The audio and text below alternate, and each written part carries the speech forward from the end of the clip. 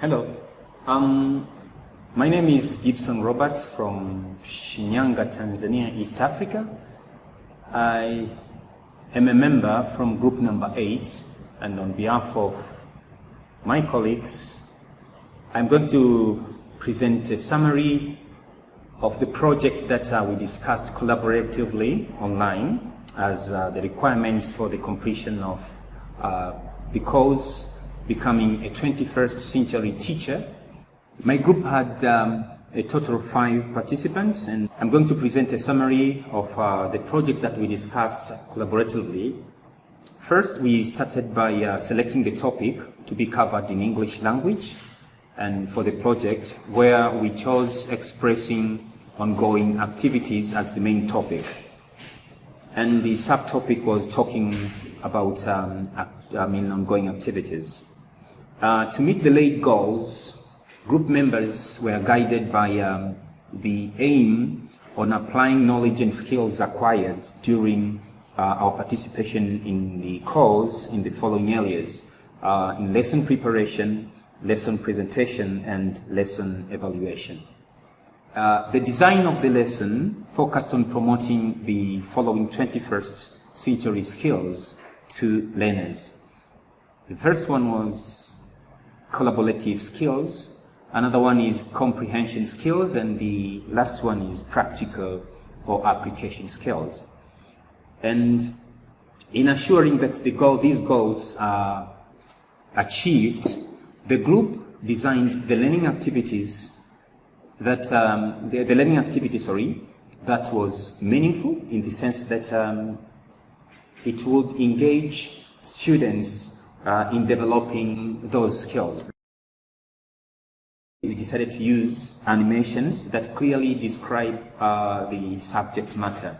And to achieve the laid goals, therefore, we selected several approaches, but one of them is Show Me the Action teaching strategy, where a student was supposed to pick a piece of, paper slots which had instruction on it, and act upon the action without giving verbal clues to class members so that they could guess the answer. The technologies that we used are phones, the mobile phones. Other technology or tools were computers that we used in recording each and every single part of the session. And another one is the Google Documents for preparation of the group journal and lesson plans.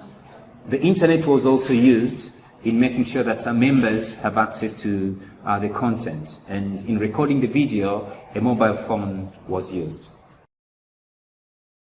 The group then discussed and created the lesson plan. The link has been provided. In assessing the objective to whether they have been met or not, the following was done. In designing the learning objective, we decided to lay down the objective that is learners should be able to describe an ongoing activity.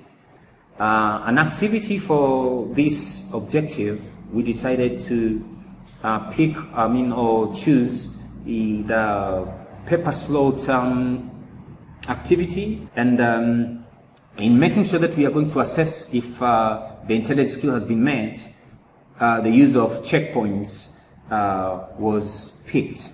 The second objective was that learners should be able to identify forms of the verb to be that is supposed to be used in expressing ongoing activity.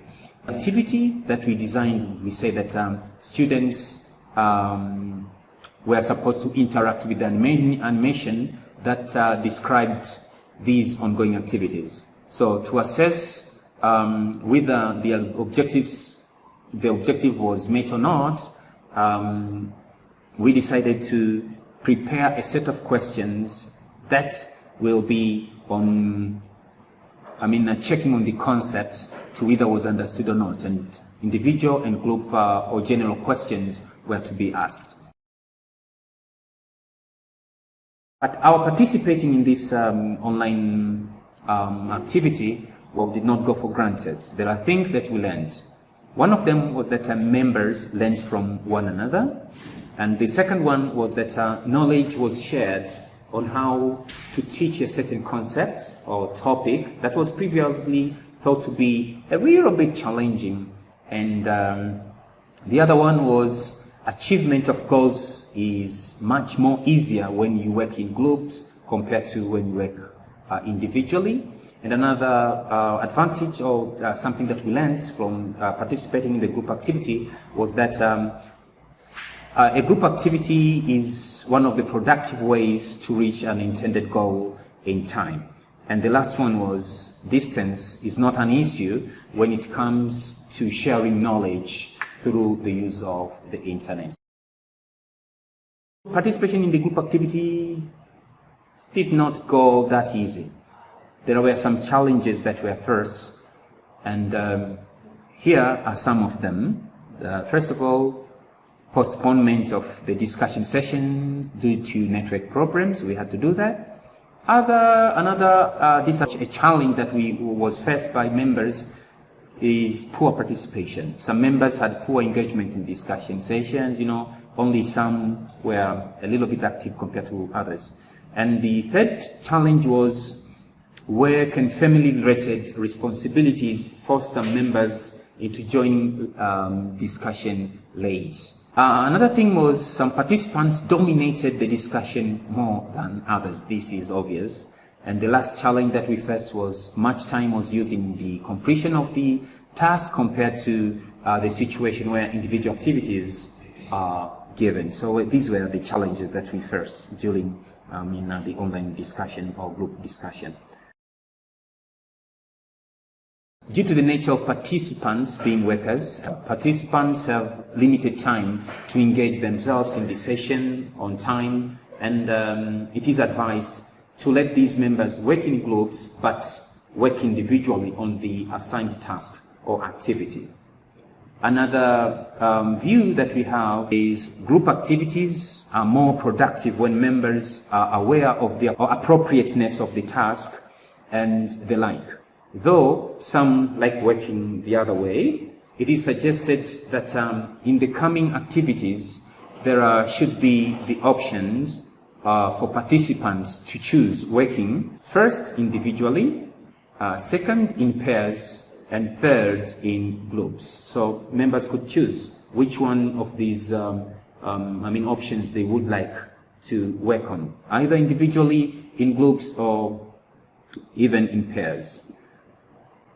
And that could be all of the summary of what we have done.